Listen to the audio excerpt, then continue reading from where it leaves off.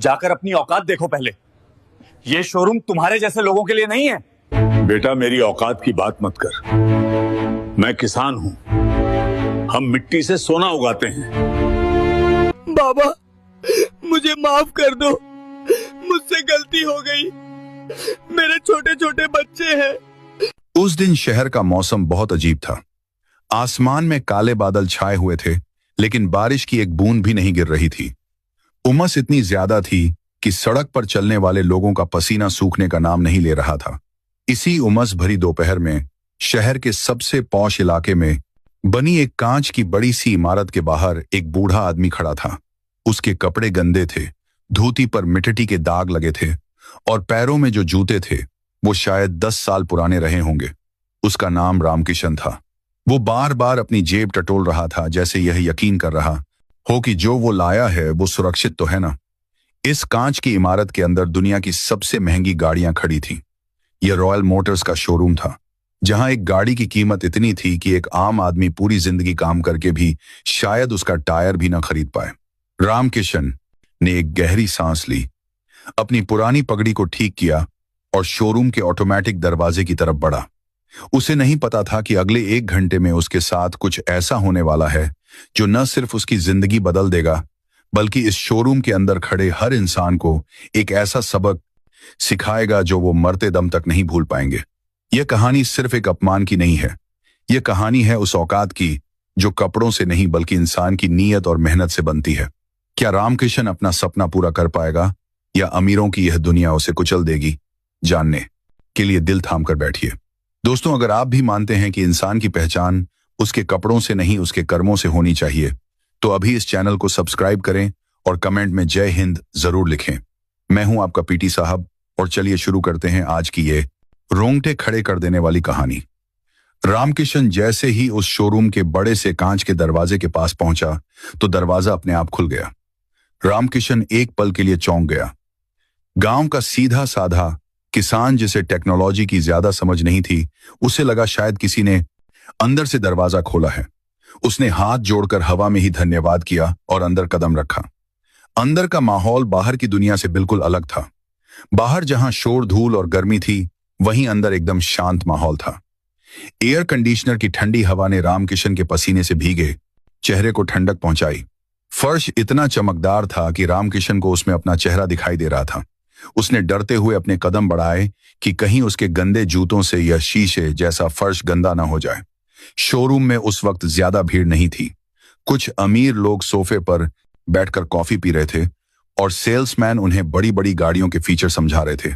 रामकिशन की नजर सामने खड़ी एक चमचमाती काली कार पर पड़ी। वह कार इतनी खूबसूरत थी कि रामकिशन की बूढ़ी आंखें फटी की फटी रह गईं। उसने अपनी जिंदगी में ट्रैक्टर और बैलगाड़ी के अलावा अगर कुछ चलाया था तो वो थी उसकी पुरानी साइकिल। आज अपने बेटे के लिए कार खरीदने का सपना उसे यहां तक खींच लाया था। उसका बेटा विदेश से पढ़ाई करके लौट रहा था और रामकिशन चाहता था कि जब उसका बेटा एयरपोर्ट पर उतरे तो वो उसे सरप्राइज दे।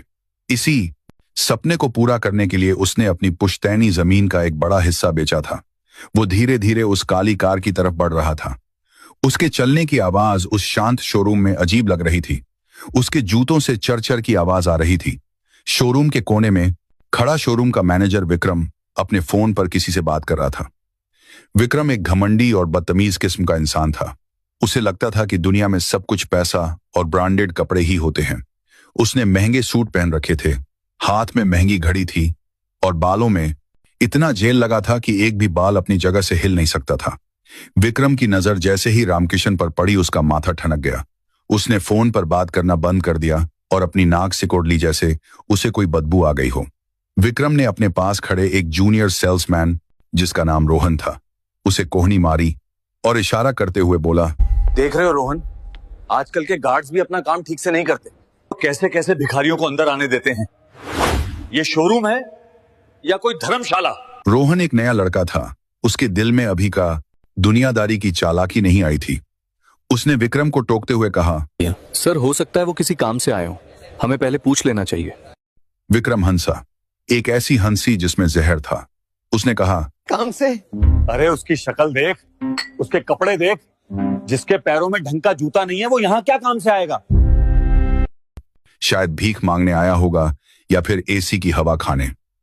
तू रुक, मैं अभी इसे बाहर का रास्ता दिखाता हूं। रामकिशन इन सब बातों से बेखबर उस कार के पास पहुंच चुका था। उसका हाथ कांप रहा था। वो उस कार को छूना चाहता था, महसूस करना चाहता था कि जिस चीज के लिए उसने अपनी मेहनत की कमाई जोड़ी है वो असल में कैसी है। जैसे ही उसने अपना खुरदरा और मेहनत से सख्त हो चुका हाथ कार के बोनट की तरफ बढ़ाया, पूरे शोरूम में एक तेज आवाज गूंजी। ए बुड्ढे, दूर हट! खबरदार जो गाड़ी को हाथ भी लगाया तो। यह आवाज विक्रम की थी। वो तेजी से चलते हुए रामकिशन के पास आया। उसके जूतों की थक थक आवाज से रामकिशन सहम गया। उसने अपना हाथ पीछे खींच लिया। रामकिशन ने डरते हुए विक्रम की तरफ देखा और बोला, बेटा मैं तो बस देख रहा था। मुझे ये गाड़ी बहुत पसंद है, क्या तुम मुझे इसके बारे में बताओगे? विक्रम ने रामकिशन को ऊपर से नीचे तक देखा। उसकी नजर रामकिशन की धोती पर गई जिस पर खेत की मिट्टी लगी थी। उसकी नजर उस फटे हुए कुर्ते पर गई जिसके बटन शायद धागे से लटक रहे थे। विक्रम ने घृणा से मुंह बनाते हुए कहा, तुम्हें इसके बारे में बताऊं? अरे ओ चाचा, ये कोई खिलौना नहीं है जो नुक्कड़ की दुकान पर मिलता है। इसकी एक सर्विस का खर्चा इतना है जितने में तेरा पूरा घर बिक जाएगा, और तू कह रहा है कि तुझे इसके बारे में बताऊं? चल निकल यहां से। यहां सिर्फ वो लोग आते हैं जिनकी जेब में पैसा होता है और शरीर पर ढंग के कपड़े। रामकिशन को बहुत बुरा लगा। उसकी उम्र विक्रम के पिता जितनी होगी, लेकिन विक्रम उससे ऐसे बात कर रहा था जैसे वो कोई जानवर हो। रामकिशन ने अपनी इज्जत को संभालते हुए कहा, बेटा कपड़ों से इंसान को मत आए, तौलो। मैं यहां भीख मांगने नहीं आया हूं, मैं ग्राहक हूं। मुझे यह गाड़ी खरीदनी है। मैंने सुना है यह शहर की सबसे अच्छी दुकान है, इसलिए यहां आया हूं। यह सुनकर विक्रम और जोर से हंसा। उसने ताली बजाई और शोरूम में मौजूद बाकी स्टाफ और ग्राहकों का ध्यान अपनी तरफ खींचा। उसने जोर से कहा, देखो भाई साहब, आज का सबसे बड़ा जोक, ये महात्मा जी यहां गाड़ी खरीदने आए हैं, वो भी हमारी सबसे महंगी एसयूवी। अरे काका, तुमने कभी साइकिल के अलावा कुछ चलाया भी है या बस सपने में ही गाड़ी चला लेते हो? जाकर अपनी औकात देखो पहले। ये शोरूम तुम्हारे जैसे लोगों के लिए नहीं है। रामकिशन की आंखों में नमी आ गई। उसने अपनी जेब से एक मैला कुचैला रूमाल निकाला और अपना पसीना पोंछा। उसने कहा, बेटा मेरी औकात की बात मत कर। मैं किसान हूं। हम मिट्टी से सोना उगाते हैं। अगर हम खेत में न जाएं तो तुम जैसे लोग भूखे मर जाएंगे। और रही बात पैसों की, तो मैं पैसे लाया हूं। यह कहकर रामकिशन ने अपने थैले में हाथ डाला। विक्रम को लगा कि शायद यह कोई पुराना 10-20 का नोट निकालेगा, लेकिन रामकिशन ने जो निकाला उसे देखकर एक पल के लिए सबकी सांसें रुक गईं। रामकिशन ने नोटों की गड्डियां निकाली। 500 के नोटों की कई गड्डियां। वो नोट नए नहीं थे, उनमें मिट्टी की महक थी। वो मेहनत के पसीने से भीगे हुए नोट थे। रामकिशन ने वो गड्डियां पास पड़े एक टेबल पर रख दी और फिर थैले से और गड्डियां निकालने लगा। देखते ही देखते टेबल पर नोटों का ढेर लग गया। रामकिशन ने विक्रम की आंखों में देखते हुए कहा, गिन लो बेटा, पूरे 25 लाख हैं। अगर कम पड़े तो बता देना, अभी बैंक से और मंगवा लूंगा। मुझे यह गाड़ी अभी चाहिए, कैश पेमेंट करूंगा। शोरूम में सन्नाटा छा गया। जो लोग अभी तक रामकिशन का मजाक उड़ा रहे थे वो अब हैरानी से उन नोटों को देख रहे थे। लेकिन विक्रम का घमंड अभी भी नहीं टूटा था। उसे अपनी बेइज्जती महसूस हुई। उसे लगा कि एक गंदे कपड़े पहनने वाले किसान ने सबके सामने उसे कैसे जवाब दे दिया। विक्रम का चेहरा गुस्से से लाल हो गया। उसने चिल्लाते हुए कहा, तेरे जैसे आदमी के पास इतना पैसा हो ही नहीं सकता। और ये नोट देख कितने गंदे हैं, इनमें से बदबू आ रही है। कहां से चोरी करके लाया है ये पैसे, या फिर किसी का मर्डर किया है? तेरे जैसे आदमी के पास इतना पैसा हो ही नहीं सकता। और ये नोट देख कितने गंदे हैं, इनमें से बदबू आ रही है। हमारे शोरूम का स्टैंडर्ड है, हम ऐसे गंदे नोट नहीं लेते। उठा अपना यह कबाड़ और दफा हो जा यहां से। इससे पहले कि मैं पुलिस को बुलाऊं, तुझे अंदर करवा दूं, निकल जा यहां से। रामकिशन हैरान रह गया। उसने कहा, बेटा यह मेरी मेहनत की कमाई है। मैंने अपनी जमीन बेची है। यह चोरी का पैसा नहीं है। तुम बैंक में चेक कर सकते हो, लेकिन तुम मुझे ऐसे अपमानित नहीं कर सकते। विक्रम ने अब हद पार कर दी। उसने रामकिशन के कंधे पर हाथ रखा और उसे धक्का दिया। रामकिशन लड़खड़ाया और गिरते गिरते बचा। उसके कुछ नोट जमीन पर गिर गए। विक्रम ने सिक्योरिटी गार्ड को आवाज लगाई, राम सिंह, इस पागल को बाहर निकालो और ध्यान रखना दोबारा यह इस बिल्डिंग के आसपास भी न दिखे। हमारे वीआईपी कस्टमर्स को परेशानी हो रही है। गार्ड दौड़ा दौड़ा आया, उसे भी नौकरी का डर था। उसने न चाहते हुए भी रामकिशन का हाथ पकड़ा और उसे दरवाजे की तरफ खींचने लगा। रामकिशन ने एक बार मुड़कर विक्रम की तरफ देखा। उसकी आंखों में गुस्सा नहीं था, बस एक गहरा दुख था। उसने धीरे से कहा, बेटा, आज तुमने एक ग्राहक को नहीं, एक पिता के अरमानों को धक्के मारकर निकाला है। भगवान तुम्हें कभी माफ नहीं करेगा। याद रखना, समय सबका बदलता है। आज तुम्हारा दिन है, शायद कल मेरा हो। विक्रम हंसते हुए बोला, जा जा, बहुत देखे हैं तेरे जैसे। समय सिर्फ उसका होता है जिसके पास पावर होती है, और तेरे पास सिर्फ बदबूदार कपड़े हैं। चल निकल। रामकिशन को शोरूम से बाहर निकाल दिया गया। वो चिलचिलाती धूप में सड़क के किनारे खड़ा हो गया। उसकी आंखों से आंसू बह रहे थे। वो नोटों का थैला उसके सीने से लगा हुआ था। अंदर शोरूम में विक्रम अपनी जीत का जश्न मना रहा था। वो अपने साथियों से कह रहा था, देखा कैसे भगाया उस भिखारी को।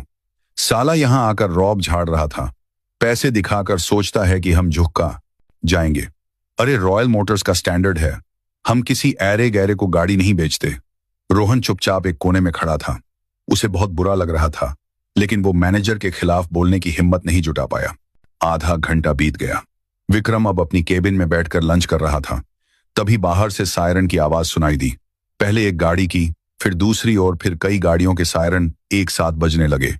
शोरूम के अंदर मौजूद लोग घबरा गए। सबको लगा कि शायद कहीं आग लग गई है या कोई बड़ा एक्सीडेंट हुआ है। विक्रम भी खाना छोड़कर बाहर आया। उसने देखा कि शोरूम के बाहर 3 पुलिस की जीप और 2 काली रंग की लग्जरी गाड़ियां आकर रुकी हैं। पुलिस की जीप से इंस्पेक्टर और कई सिपाही तेजी से उतरे। उन्होंने शोरूम के गेट को घेर लिया। विक्रम के पसीने छूटने लगे। उसे समझ नहीं आ रहा था कि क्या हो रहा है। तभी उन काली गाड़ियों में से एक का दरवाजा खुला। उसमें से शहर के सबसे बड़े बैंक के रीजनल मैनेजर मिस्टर गुप्ता उतरे, और दूसरी गाड़ी का दरवाजा खुला तो उसमें से एक और आदमी उतरा। विक्रम ने गौर से देखा। वो आदमी कोई और नहीं बल्कि वही बूढ़ा किसान रामकिशन था, लेकिन इस बार वो अकेला नहीं था। उसके साथ शहर के नामी वकील मिस्टर देसाई भी थे। रामकिशन ने अब भी वही कपड़े पहन रखे थे, वही धोती, वही फटा हुआ कुर्ता, लेकिन उसके चलने का अंदाज बदल गया था। अब उसके चेहरे पर वो लाचारी नहीं थी जो आधे घंटे पहले थी। अब उसकी आंखों में एक आग थी। विक्रम दौड़ते हुए बाहर आया। उसने पुलिस इंस्पेक्टर को सैल्यूट किया और घबराहट में पूछा, सर क्या हुआ? इतना पुलिस फोर्स, कोई गड़बड़ हो गई क्या? और ये बूढ़ा आदमी फिर वापस आ गया। मैंने इसे अभी भगाया था। सर आप इसे गिरफ्तार करने आए हैं क्या? जरूर इसने वो पैसे चोरी किए होंगे। मैंने तो पहले ही कहा था। इंस्पेक्टर ने विक्रम को एक जोरदार थप्पड़ मारा। छटाक की आवाज पूरे परिसर में गूंज गई। विक्रम का गाल सुन्न हो गया। वो अपना गाल पकड़कर खड़ा रह गया। उसे यकीन ही नहीं हुआ कि पुलिस वाले ने उसे थप्पड़ क्यों मारा। इंस्पेक्टर ने कड़क आवाज में कहा, जुबान संभाल कर बात कर। तुम जानते हो तुम किसके बारे में बात कर रहे हो? यह कोई चोर नहीं है, यह श्रीमान रामकिशन जी हैं, इस शहर के सबसे सम्मानित जमींदारों में से एक। और जिस जमीन पर तुम्हारा यह कांच का महल खड़ा है ना, उस जमीन के असली मालिक यही हैं। विक्रम के पैरों तले से जमीन खिसक गई। उसे लगा जैसे किसी ने उसका गला दबा दिया हो। वो हकलाते हुए बोला, क्या मालिक? लेकिन मालिक तो कंपनी है, यह कैसे हो सकता है? तभी वकील मिस्टर देसाई आगे आए। उन्होंने अपने ब्रीफकेस से कुछ कागज निकाले और विक्रम के मुंह पर लहराए। उन्होंने कहा, मिस्टर विक्रम, शायद आपने अपनी कंपनी के एग्रीमेंट ठीक से पढ़े नहीं। यह जमीन रामकिशन जी के परदादाओं की है। उन्होंने यह जमीन के परदादाओं की है तुम्हारी कंपनी को 99 साल की लीज पर दी थी। और उस लीज एग्रीमेंट में एक क्लॉज नंबर 42 है, जिसे शायद तुम भूल गए या तुमने कभी पढ़ा ही नहीं। उस क्लॉज में साफ लिखा है कि अगर जमीन के मालिक या उनके परिवार के किसी भी सदस्य के साथ इस परिसर में कोई भी दुर्व्यवहार होता है या उन्हें अपमानित किया जाता है, तो यह लीज उसी वक्त रद्द मानी जाएगी और जमीन का कब्जा तुरंत मालिक को वापस मिल जाएगा। विक्रम का रंग पीला पड़ गया। वो कांपने लगा। उसने कहा, लेकिन सर, मुझे पता नहीं था। मैंने तो बस। तभी बैंक मैनेजर मिस्टर गुप्ता बोले, और रही बात पैसों की, रामकिशन जी हमारे बैंक के सबसे पुराने और सबसे बड़े कस्टमर्स में से एक हैं। इन्होंने जो पैसे तुम्हें दिखाए थे, वो इन्होंने आज ही सुबह अपनी एक और जमीन बेचकर जमा किए थे। वो लीगल पैसा था और तुमने उस पैसे को गंदा बताकर लेने से मना कर दिया। तुमने न सिर्फ एक ग्राहक का अपमान किया बल्कि भारतीय मुद्रा का भी अपमान किया है। अब तक शोरूम का पूरा स्टाफ बाहर आ चुका था। रोहन भी वहां खड़ा था। वो मन ही मन खुश हो रहा था कि घमंडी विक्रम को सबक मिल रहा है। शोरूम के अंदर मौजूद ग्राहक भी बाहर आकर यह तमाशा देख रहे थे।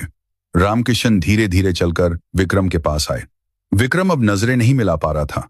रामकिशन ने शांत आवाज में कहा, बेटा, मैंने कहा था ना कि वक्त सबका बदलता है। तुमने मेरे कपड़े देखे, मेरी हैसियत नहीं देखी।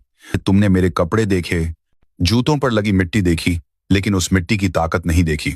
हम किसान हैं, हम झुकना जानते हैं तो उखाड़ना भी जानते हैं।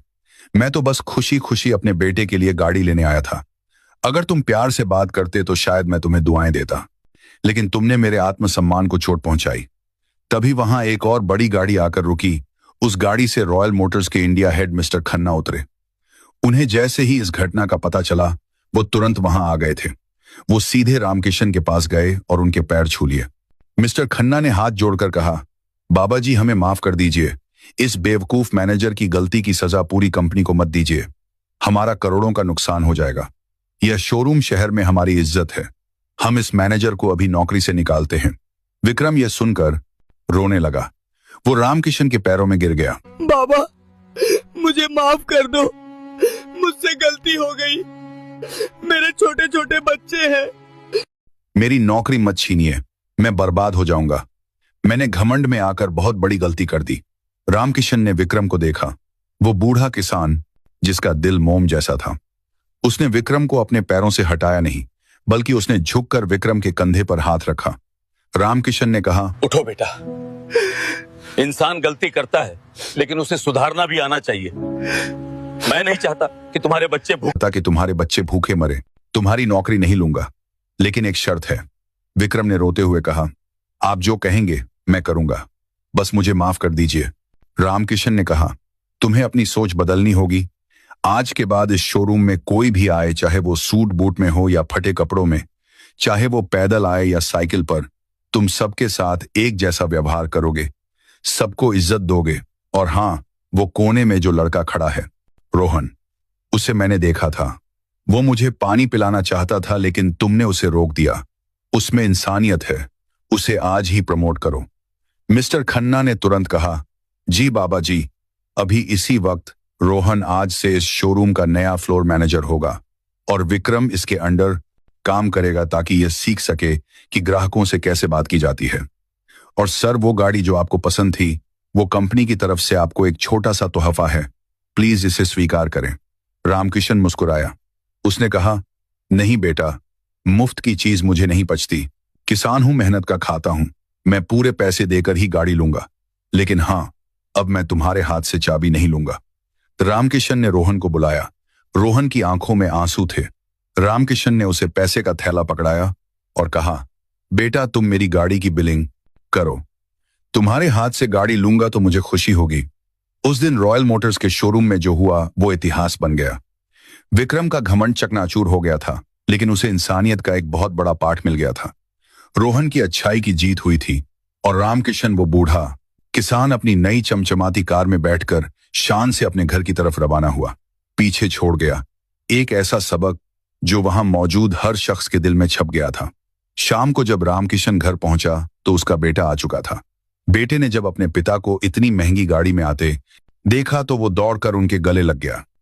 रामकिशन ने बेटे के सर पर हाथ फेरा और कहा, बेटा, ये गाड़ी सिर्फ लोहे और मशीन की नहीं है। इसमें तेरे बाप के पसीने की खुशबू और स्वाभिमान की चमक है। जिंदगी में कितना भी पैसा कमा लेना, लेकिन कभी किसी गरीब का अपमान मत करना, क्योंकि वक्त के पास हर किसी की औकात का हिसाब होता है। दोस्तों, यह कहानी हमें सिखाती है कि कभी भी किसी को उसके बाहरी रूप से जज नहीं करना चाहिए। असली अमीरी बैंक बैलेंस में नहीं, बल्कि दिल में होती है। और घमंड तो वो दीमक है जो सोने के महल को भी मिट्टी में मिला सकता है। अगर आपको रामकिशन का बदला लेने का तरीका पसंद आया हो तो इस कहानी को लाइक जरूर करना, और अगर आप विक्रम की जगह होते तो क्या करते, कमेंट में लिखकर जरूर बताना।